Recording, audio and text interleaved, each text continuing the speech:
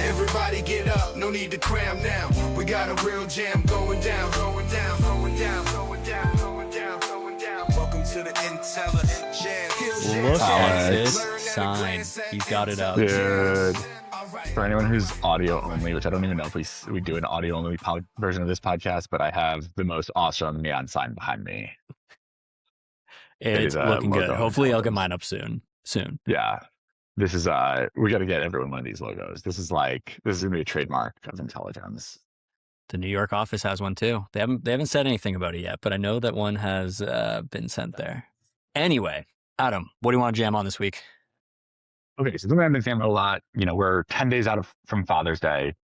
Maybe not when this podcast drops, but we're coming up on Father's Day, and I wanted to jam on whether or not you should be running your experimentation program during sale periods, because I get that question a lot. Should I be running a test right now when I've got Father's Day coming?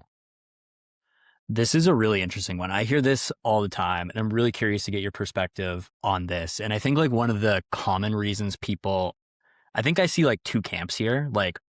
Camp one is testing during a sale period's interesting because it gives you information about kind of sale or specific shopping that you can then apply to future sale periods. So hey, we're going into Father's Day, then it's the 4th, you got Labor Day, and obviously the big one, Black Friday, Cyber Monday. And then on the other side, I see a lot of people being I'm not going to test anything during sale periods because the shopping behavior is so different that I'm not actually learning anything. So I hear kind of these two schools of thought, but curious where you stand in that. So I think that those two schools of thought are exactly right. There's also when you run tests, and there's been a lot of chatter in the e-com sphere and on Twitter about the cost of running tests and experimentation. And sometimes if you run an A/B test and 50% of the traffic is in the losing variant, you're suboptimal on some fraction of people. So I think that there is cost to testing, and people don't necessarily want to pay that cost during a sale period. On the flip side, you're getting a tremendous amount of traffic and volume during that period. So you're getting insights and learnings way faster. And if the 50% that you're introducing as the variation is actually outperforming, then there's a kind of a benefit of testing during this period. So the opposite of a cost. And so I also think the strategy that I would use if I was an operator, and I advise operators on this all the time, is test your sales strategies and your sale tactics during your sales, because there's going to be, like you said, another sale, July 4th, Labor Day, the big one, BFCM. And so use every sale as an opportunity to learn, because it's not like each sale is its completely own isolated event. And you want to be able to draw the learnings from one sale towards the next. So I think that sales are just a great opportunity to test on a tremendous amount of traffic, things like which offer, what positioning, how do I get people to get excited about buying this as a gift? So sale tactics there is the big one for you, the offer. Two things that come to mind for me is offer mechanism and amount. So am I running percentage off versus dollar? Am I running free gift? Experimenting inside of that in terms of how can I draw people in? And then the offer amount, what percentage off, what dollar off, what is the free gift going to be that actually turns that hey, I was able to draw people into, I was able to convert them and get them to buy. Yeah. So what we've talked about in the past is the who, the what, and the how. The who is what audiences do I want to give, a different offer and different amounts to. So I think there's also a really interesting audience segmentation opportunity here, where it's hey, your email traffic maybe should get a different offer than cold social paid traffic, or even within email traffic, different email traffic might get different offers. So there's a who, there's the what, which is is this a free gift? Is this free shipping? Is this a free, 10% off, $10 off, a percentage off or discount? Buy more, save more, BX get Y. And then there's the how much. And so is it X% or Y%? Is it buy 2 get 3, or buy 3 get 4, or buy 1 get 1 free? So each one of those is a slightly different dollar or value discount with the same mechanism. So those are the 3 dimensions that I would think about it on.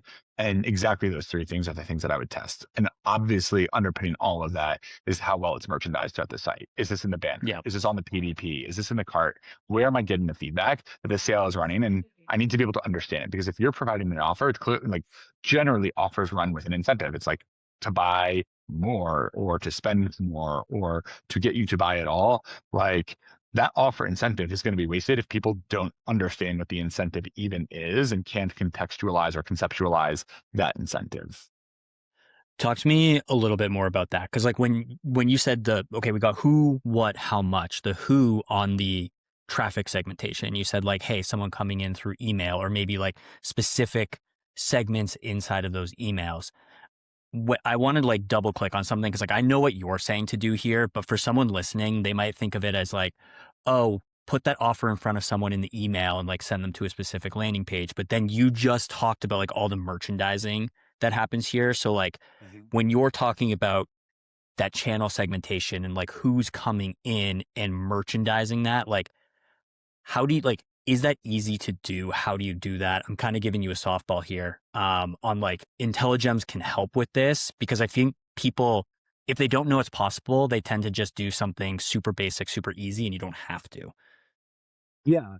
I think that, let me first start with the why. Like, again, if people don't understand that the incentive exists or what the incentive is, then they're less likely to change their behavior, which is what you're trying to do in order to achieve the incentive. And so people will just act as they would have otherwise.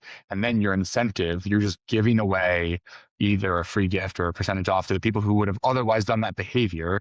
And you're not getting the other people to change their behavior. So the merchandising is the substrate by which you get the behavior change. How can you do that with or without IntelliGEMS? I think that throughout your site, you need to be messaging this in a very clear and easy to understand way. And so if it's a spend X dollars to get a free gift, that should be on the homepage. It should be on the product page. Maybe you can even put a label qualifies for free gift. There should be a progress bar in your cart. All of those things, the labels and the tags, the content changes, new sections and icons can all be done through very, very simple HTML injections into your site.